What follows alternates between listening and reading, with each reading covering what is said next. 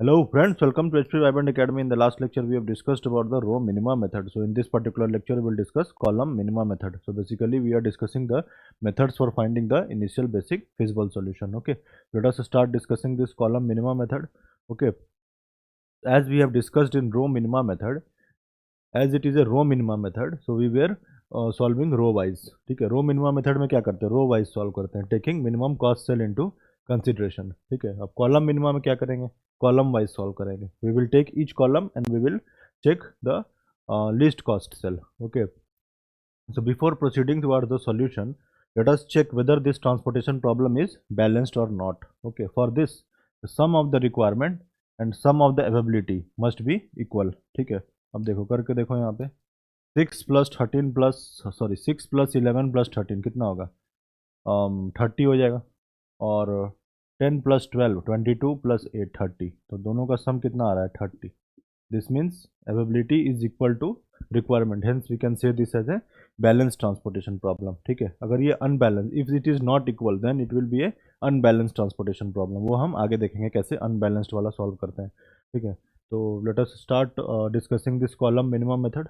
So for this we have to solve column wise taking minimum cost cell into consideration. तो let us take the first column. देखो first column इसमें ले लो, first column ये है, तो इसमें minimum cost cell कौन सा है, ये वाला है ना.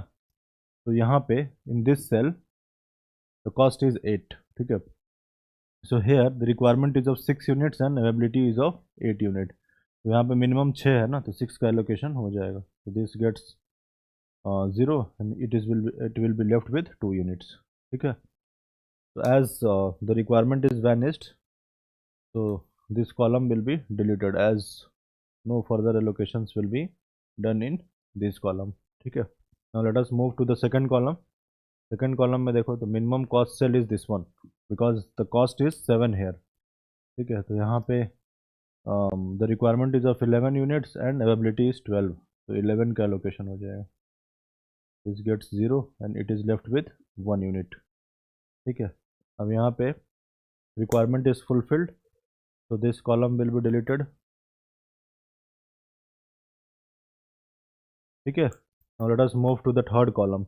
In the third column the minimum cost cell is this one 2, because the cost is 2 here, so we have the allocation as we have the availability is of 2 units and requirement is of 13 units, so minimum is 2, so 2 will be allocated here. This gets 0 and this is left with 11 unit.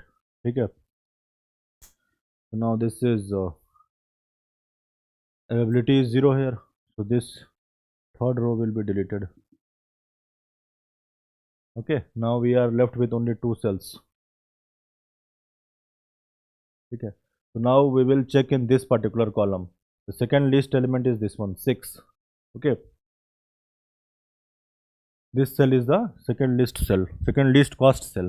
Okay, दो के बाद 6 ही है ना minimum यहाँ पे, because this row is already vanished, तो दो को हम नहीं लेंगे. यहाँ पे 6 और 13 में मिनिमम देखेंगे, तो मिनिमम कौन सा है, 6 है, तो 6 के कॉरस्पॉन्डिंग क्या है, देखो रिक्वायरमेंट 11 का है और अवेबिलिटी 10 का है, तो 10 का एलोकेशन हो जाएगा यहाँ पे, है ना. तो ये 0 हो गया, यहाँ पे 1 रह जाएगा.